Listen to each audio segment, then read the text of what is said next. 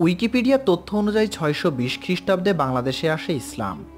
আর উত্তরের জেলা লালমনিরহাটে শুরু হয় যাত্রা। বিভিন্ন গবেষণা এবং প্রাপ্ত শিলালিপিতে এমন দাবি জোরালো করেছে। এতে আরও দেখা যায় যে 690 খ্রিস্টাব্দে দেশের প্রথম মসজিদও নির্মাণ হয় এই জেলার পঞ্চগ্রাম ইউনিয়নের মজেদের আড়া নামক গ্রামে। এটির নাম সাহাবায়ে কেরাম জামে মসজিদ।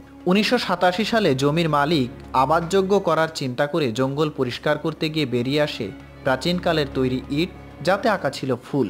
আর মাটিও ইট সরাতে সরাতে আশ্চর্যজনকভাবে পূর্ণ একটি মসজিদের ভিত খুঁজে পাওয়া যায়। এর মধ্যে একটি শিলালিপি পাওয়া যায় যার মধ্যে সুস্পষ্টভাবে আরবিতে লেখা রয়েছে কালেমা তৈয়্যেবা এবং 69 হিজরি লেখা রয়েছে। এই থেকে অনুমান করা হয় মসজিদটি হিজরি 69 অর্থাৎ 690 খ্রিস্টাব্দের দিকে স্থাপন কিংবা সংস্কার করা হয়। রংপুর জেলার ইতিহাস থেকে জানা যায় রাসূলুল্লাহ সাল্লাল্লাহু আলাইহি সাল্লামের মামা মা আমিনার চাচাতো ভাই আবু ওয়াক্কাস রাদিয়াল্লাহু তাআলা আনহু 620 থেকে 626 খ্রিস্টাব্দ পর্যন্ত বাংলাদেশে ইসলাম প্রচার করেন। অনেকে অনুমান করেন পঞ্চগ্রামের মসজিদটিও তিনি নির্মাণ করেন, যা 690 খ্রিস্টাব্দে সংস্কার করা হয়। খ্রিস্টীয় সপ্তম শতক থেকে দশম শতাব্দীর মধ্যে বাংলাদেশে ইসলামের আগমন ঘটে। ইসলামের আবির্ভাবের সময় এই অঞ্চলটি বঙ্গ বা বাংলা নামে পরিচিত ছিল। সে সময় বাংলা বা বঙ্গ অঞ্চলের সীমানা শুধু বর্তমান বাংলাদেশের সীমানা দ্বারাই পরিবেষ্টিত ছিল না, বরং তৎকালীন বঙ্গদেশের সীমানা ছিল বেশ বিস্তৃত। ঐতিহাসিকবিদদের মতে প্রাচীন যুগে বাংলা ছিল প্রায় 80,000 বর্গমাইল বিস্তৃত এক বিশাল সমভূমি। কিছু ঐতিহাসিক মনে করেন 712 খ্রিস্টাব্দে মোহাম্মদ ইবনে কাসিমের সিন্ধু বিজয় গোটা ভারতবর্ষে ইসলাম প্রচারের পথ উন্মুক্ত করে। এরই ধারাবাহিকতায় বাংলাদেশেও বহু মুসলিম মুবাল্লিগণ ধর্ম প্রচারের জন্য বাংলাদেশে আগমন করেন। এই সময় মাহমুদ ও মুহাইমিনের নেতৃত্বে একদল ধর্মপ্রচারক এদেশে আগমন করেন বলে জানা যায়। পরে ইখতিয়ার উদ্দিন মোহাম্মদ বিন বখতিয়ার খিলজি কর্তৃক বাংলা বিজয়ের মাধ্যমে এই দেশে ধর্মপ্রচারকদের ব্যাপকভাবে আগমন ঘটে। ভারতের বিশিষ্ট ইসলামী গবেষক সাইয়্যেদ সুলাইমান নদভী তার লিখিত গ্রন্থ আরবকি জাহাজরানীতে লেখেন যে মিশর থেকে সুদূর চীন পর্যন্ত প্রলম্বিত দীর্ঘ নৌপথে আরবগণ যাতায়াত করতেন। মালাবার উপকূল থেকে তারা চীনের পথে বঙ্গোপসাগরে প্রবেশ করতেন। বঙ্গোপসাগরে প্রবেশের পূর্বে তারা মাদ্রাজ উপকূলেও নোঙর করতেন। দীর্ঘ পথে পালেটানা জাহাজের একটানা সফর সম্ভবপর ছিল না। পথের সেই সব মঞ্জিল ছিল, সেইগুলিতে আবশ্যিকভাবে থেকে জাহাজ মেরামত এবং পরবর্তী মঞ্জিলের জন্য রসদ সংগ্রহ করতে হতো। শায়েখ জায়নুদ্দিন তার রচিত গ্রন্থ তুহফাতুল মুজাহিদিনে লিখেছেন যে ভারতের তামিল ভাষার প্রাচীন গ্রন্থে উল্লেখ রয়েছে যে একদল আরব জাহাজে চড়ে মালাবার এসেছিল। তাদের প্রভাবে রাজা চেরুমল ইসলাম গ্রহণ করেন। অতঃপর মক্কায় গিয়ে তিনি কিছুকাল মোহাম্মদুর রাসূলুল্লাহ সাল্লাল্লাহু আলাইহি সাল্লামের সান্নিধ্যে থাকেন। আবু ওয়াক্কাস ইবনে মালিক ইবনে ওয়াইব রাদিয়াল্লাহু তাআলা আনহু দীর্ঘ 9 বছর সফরে ছিলেন। মালাবার বা চেরোর রাজা চেরুমাল পেরুমাল তার কাছে ইসলামের দাওয়াত পেয়েছিলেন বলে প্রতীয়মান হয়। চীন যাবার পথে তাকে বাংলাদেশের বন্দরগুলোতেও নোঙ্গর করতে হয়েছে। আর তার পবিত্র সাহচর্যে এসে বাংলাদেশের কিছু সংখ্যক মানুষ নিশ্চয়ই ইসলাম গ্রহণ করেছিল। তবে কারা ছিলেন সেই সৌভাগ্যবান ব্যক্তি তা আমাদের জানা নেই। ইসলামের সোনালী যুগের এবং তার নিকটবর্তী যুগের মুসলমানগণ যে উদ্দেশ্যে যেখানেই যেতেন না কেন, তারা ইসলামী জীবনাদর্শের মর্মকথা মানুষের সামনে উপস্থাপন করার কোনো সুযোগ হাতছাড়া করতেন না। ব্যবসা বাণিজ্যের জন্য সেই সব মুসলিম বাংলাদেশে এসেছিলেন, তারা নিশ্চয়ই মুবাল্লিগণ হিসেবে দায়িত্ব কর্তব্য পালন করেছেন, তবে তাদের তৎপরতা প্রভাব সম্পর্কে তথ্য অনুপস্থিত। আবার ব্যবসা বাণিজ্য নয়, শুধুমাত্র ইসলাম প্রচারের জন্যও এসেছেন অনেকে। মধ্য এশিয়ার বাল্খের শাসক শাহ মোহাম্মদ সুলতান বাল্খি রাজ্য শাসন ত্যাগ করে দিমাশক এসে তাওফিক নামক একজন নেক লোকের সান্নিধ্যে থাকেন বহু বছর। উক্ত ব্যক্তি তাকে বাংলাদেশে এসে ইসলাম প্রচারে উৎসাহিত করেন। শাহ মোহাম্মদ সুলতান বাল্খি নৌপথে সন্দ্বীপ পৌঁছান। অতঃপর নৌপথে তিনি আসেন হিন্দু রাজা বলরামের রাজ্য হরিরামনগর। সম্ভবত মানিকগঞ্জ জেলার হরিরামপুরী সেই কালের হরিরামনগর। রাজা বলরাম একজন মুসলিম মুবাল্লিগণের উপস্থিতি বরদাস্ত করতে প্রস্তুত ছিলেন না। তিনি তার সৈন্য সামন্ত নিয়ে শাহ মোহাম্মদ সুলতান বাল্খি ও তার সঙ্গীদের উপর চড়াও হন। শাহ মোহাম্মদ সুলতান বাল্খিও আত্মরক্ষার চেষ্টা করেন। সংঘর্ষে রাজা নিহত হন।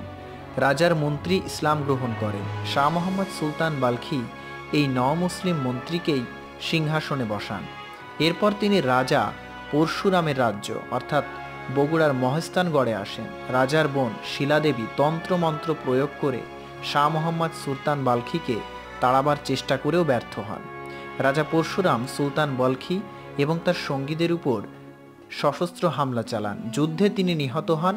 পরে তার মন্ত্রীও যুদ্ধ চালিয়ে প্রাণ হারান। শিলাদেবী কালী মন্দিরে আশ্রয় নেন। পরে করতোয়া নদীতে ঝাঁপ দিয়ে মৃত্যুবরণ করেন। রাজকুমারী রত্নমণি বন্দী হন। মুসলিমদের কথা এবং আচরণ তাকে মুগ্ধ করে। তিনি ইসলাম গ্রহণ করেন। নিহত রাজা পরশুরামের সেনাপতি সুরখাবও ইসলাম গ্রহণ করেন।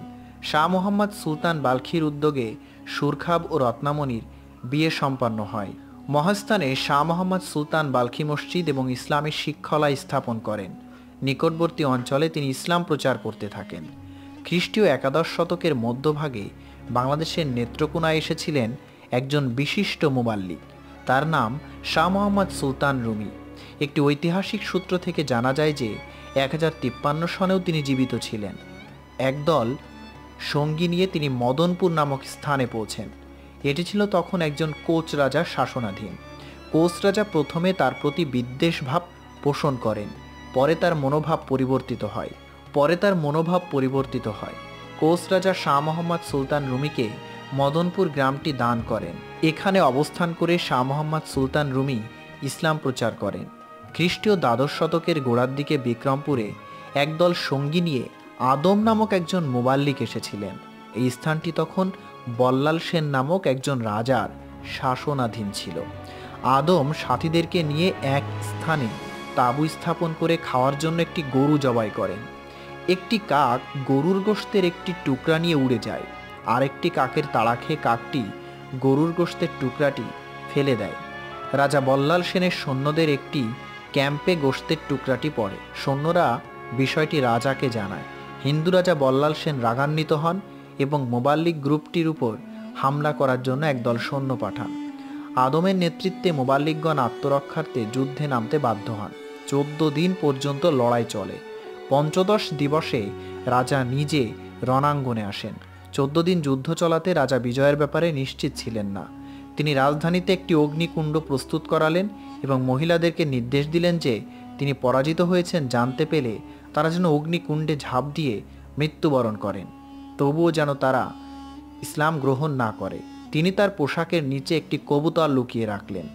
বলে গেলেন যে কবুতরটি উড়ে এলে বোঝা হবে যে যুদ্ধে তিনি পরাজিত হয়েছেন। রাজার প্রচণ্ড আক্রমণের মুখে মুসলিমগণ একে একে প্রাণ হারাতে থাকেন। অবশেষে আদমও শাহাদত বরণ করেন। এটি ছিল 1119 সনের ঘটনা। রামপাল গ্রামে এই যুদ্ধ সংগঠিত হয়। রাজা পুকুরে নেমে রক্তরঞ্জিত পোশাক ধুতে থাকেন। হঠাৎ কবুতরটি পোশাকের নিচ থেকে বেরিয়ে রাজপ্রাসাদের দিকে উড়ে যায়। তার আগমনে রমণীকুল অগ্নিকুণ্ডে ঝাঁপিয়ে পড়ে মৃত্যুবরণ করেন। দারুণ উৎকণ্ঠা নিয়ে রাজা ছুটলেন রাজপ্রাসাদের দিকে। এসে দেখেন সবাই পুড়ে ছাই হয়ে গেছে। শোকের প্রাবল্যে তিনিও ঝাঁপ দিলেন সেই অগ্নিকুণ্ডে। মনে হয় স্থানীয় লোকদের মধ্যে কিছু সংখ্যক লোক মুসলিম ছিল। তারা শহীদ আদম এবং তার সাথীদের মৃতদেহ কবরস্থ করেন। অমুসলিমদের তো মুসলিমদের মৃতদেহ দাফন করার পদ্ধতি জানার কথা নয়। খ্রিস্টীয় দ্বাদশ শতকের শেষ দিকে শাহ মাকদুম রূপস নামে একজন মুবাল্লিক আসেন রাজশাহী অঞ্চলে। খ্রিস্টীয় 1184 সনে তিনি সেখানে ছিলেন বলে প্রমাণ পাওয়া যায়। ওই অঞ্চলে তিনি ছিলেন ইসলামের প্রথম মুবাল্লিক। রামপুর নামক গ্রামে তিনি অবস্থান করতে থাকেন। তার পবিত্র চেহারা এবং সুন্দর ব্যবহার লোকদের আকৃষ্ট করে। তার সান্নিধ্যে এসে লোকেরা ইসলাম সম্পর্কে জ্ঞান হাসিল করত। ইসলাম সম্পর্কে স্বচ্ছ ধারণা লাভ করে বহু অমুসলিম ইসলাম গ্রহণ করেন।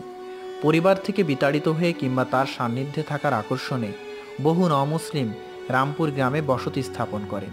তাদের সংখ্যা এত বেশি হয় যে রামপুর গ্রামে আর ঠাঁই মিলছিল না। তাই পার্শ্ববর্তী বোয়ালিয়াতেও তারা বসবাস শুরু করেন।